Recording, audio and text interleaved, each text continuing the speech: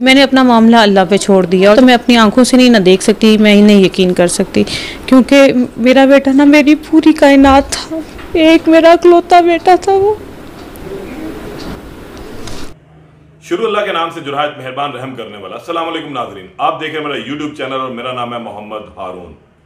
2 रोज कबल इस्लामाबाद की मारगला हिल्स में ट्रेल 5 के ऊपर एक इंतहाई अफसोसनाक वाकया पेश आया, जहां पर 15-16 नौजवान जो है वो हाइकिंग के दौरान गहरी खाई में गिरकर अपनी जान की बाजी हार गया।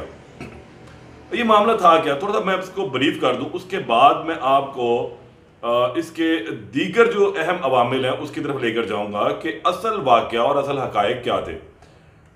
3 रोज कबल जो है ये तहा नामी नौजवान जो है वो अपने दोस्तों के हमरा ट्रेल 5 पर हाइकिंग के लिए गया था, और फिर उसके बाद जब शाम को इसके दोस्त घर वापस आ गए तो उन्होंने घर फ़ोन करके पूछा कि जी तहा वापस आ गया, तो पता लगा कि तहा वापस नहीं आया। खैर घर वालों ने जो है वो अगवा की FIR दर्ज करवाई और उसके बाद बच्चे की, इस लड़के की तलाश का जो अमल वो शुरू हुआ। तलाश के अमल में ये बात सामने आई कि तहा की जो लाश है वो गहरी खाई के अंदर पड़ी हुई है, जिसके बाद पुलिस ने उसे रेस्क्यू किया और फिर इब्तदाई पोस्टमार्टम रिपोर्ट भी जारी हुई। अब इसके अंदर कुछ अहम नुकात जो है वो देखने वाले हैं और सुनने वाले हैं। तहा की वालदा ने बहुत ही दर्दनाक गुफ्तगू की है। ये एक ऐसी गुफ्तगू है जो वाकई रोंगटे खड़ी कर देती है। उनका कहना है कि मेरा इकलौता बेटा था, बड़े नाज नखरों में मैंने इसको पाला था। मैंने अपना मामला अल्लाह पे छोड़ दिया और तो मैं अपनी आंखों से नहीं ना देख सकती, मैं ही नहीं यकीन कर सकती, क्योंकि मेरा बेटा ना मेरी पूरी कायनात था, एक मेरा इकलौता बेटा था वो। हाइकिंग पर वो जाता रहा है हमारे साथ, यानी हम फैमिली जाते रहे हैं, मामू खाला वगैरह। और रहेगी बात निकलने की, तो वो अर्ली यानी कि सुबह 7:15 बजे वो निकले, इनका प्लान था सबका, तो ये घर से अर्ली निकले हैं, 7:15 बजे यहाँ से निकले हैं। ने मुझे बताया था कि इस तरह मामा हमारा प्लान है हाइकिंग के लिए, इजाज़त उसने ली, सारे बच्चों की इजाज़त परमिशन थी, तो फिर ये लोग निकले हैं। माशाल्लाह फूडी बॉय था, तो अपनी चीज़ें सारी, यानी जैसे चिप्स होते हैं, पानी की बोतल, अम्ब्रेला, हर चीज़ अपनी लेके घर से निकला। लेकिन जब उन्होंने मुझे बताया तो मेरा यही था कि मेरा बेटा नहीं हो सकता, जब तो मैं अपनी आंखों से नहीं ना देख सकती, मैं ही नहीं यकीन कर सकती, क्योंकि मेरा बेटा ना मेरी पूरी कायनात था, एक मेरा इकलौता बेटा था वो।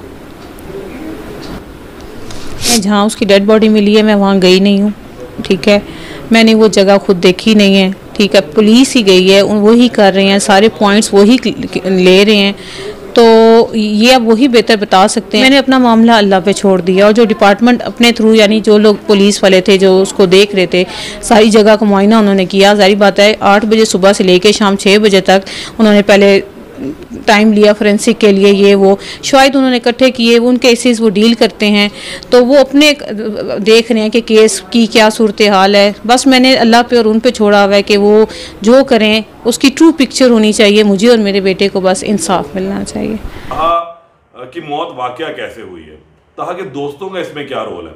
वाकया कुछ इस तरह से था, जो बाद में चीज़ें रिपोर्ट हुई हैं, इससे पहले इसके दोस्त जो हैं वो चीज़ों को छुपाते रहे हैं। होता यह है कि ये चले जाते हैं हाइकिंग के लिए और वहाँ पर रास्ते में इनमें से एक दोस्त को जो है वो चोट आती है।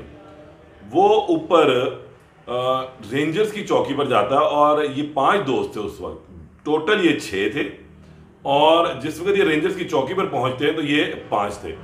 जिस दोस्त को जो है जख्म आए हुए थे उसने अपना इलाज करवाया, मरहम पट्टी करवाई, और उसके बाद वो लोग वहाँ से रवाना हो जाते हैं। शाम को ये लोग अपने घर पहुँचते हैं और घर पहुंचने के बाद ये लोग आराम से बैठते हैं और फिर तहा के घर फ़ोन करके पूछते हैं उसकी वालदा को, जी तहा घर पहुंच गया? उसकी वालदा कहती हैं जी नहीं पहुंचा। तो उसके बाद जो है ये इसके घर वालों ने जो है तहा की मिसिंग होने की FIR दर्ज करवाई। ट्रेल 5 की जानिब जाया गया, रेंजर्स, वाइल्ड लाइफ और दीगर जो महकमे थे, पुलिस समेत, इन्होंने उस बच्चे की तलाश शुरू कर दी। तहा की तलाश के दौरान ये बात सामने आई कि वो गहरी खाई में जो है इसकी लाश गिरी हुई है। खैर लाश को बाहर निकाला गया और उसके बाद उसका इब्तदाई पोस्टमार्टम किया गया, तो उसके जिस्म पर कुछ निशानात जो हैं वो दिखाई दिए। उन निशानात की इस वजह से प्रॉपरली फौरी तौर पर जो है एग्जामिनेशन नहीं हो सकी, क्योंकि जो तहा की लाश थी वो डिकम्पोज होना शुरू हो चुकी थी। तो उसका केमिकल एग्जामिनेशन जो है वो किया गया। पुलिस ने एफआईआर में अब 302 का इंदराज भी कर दिया और 302 के इंदराज के बाद जो है चीज़ें बदल गई हैं, तफ्तीश का रुख मुकम्मल तौर पर तब्दील हो चुका है। इसके दोस्तों को जो है वो बयान रिकॉर्ड करवाने के लिए बुलवाया गया था, वो आए, उनका बयान रिकॉर्ड हुआ और उनमें से एक दोस्त के जिस्म के ऊपर कुछ निशानात जो हैं खरोशें पाई गई हैं। कभी इम्कान ये कहा जा रहा है और पुलिस ज़राए का भी ये कहना है कि शायद वहाँ पर इन लोगों की आपस में लड़ाई हुई है और इसी दौरान जो है ताहा वहाँ से नीचे गिर गया हादसाती तौर पर या फेंक दिया गया और उसके बाद इन लोगों ने बहुत ही पुरसुकून तरीके से तमाम मामले को वाइंड अप किया और फिर ये लोग वापस अपने घरों को आ गए। गो के ये इकट्ठे गए थे तो फिर ये लोग इकट्ठे वापस क्यों नहीं आए और फिर ताहा के घर फोन करके ये पूछना क्यों ज़रूरी समझा गया कि ताहा पहुंच गया। तो ये जो मामला है इन्होंने पुलिस को शकूक शुबहात में मुब्तला किया और तफ्तीश का रुख एकदम बदल दिया। ताहा की वालदा से गुफ्तगू हुई, उन्होंने बड़ी ही दर्दनाक गुफ्तगू की, ये सुनिए पहले। मैंने अपना मामला अल्लाह पे छोड़ दिया और तो मैं अपनी आंखों से नहीं ना देख सकती, मैं ही नहीं यकीन कर सकती क्योंकि मेरा बेटा ना मेरी पूरी कायनात था, एक मेरा इकलौता बेटा था वो।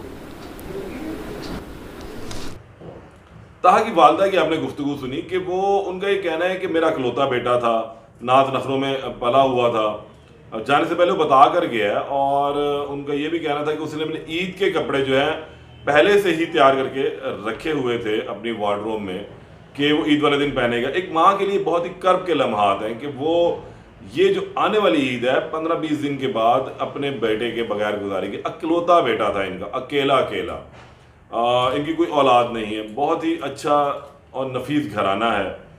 अब पुलिस ने जो है इसके दोस्तों से जब तफ्तीश की है तो बहुत सारी चीज़ें सामने आना शुरू हो चुकी हैं और ताहा के जिस्म से जो निशानात थे वो कुछ इस तरह जो डॉक्टर्स का तजर्बा है उनके मुताबिक वो लड़ाई झगड़े के दौरान आते हैं।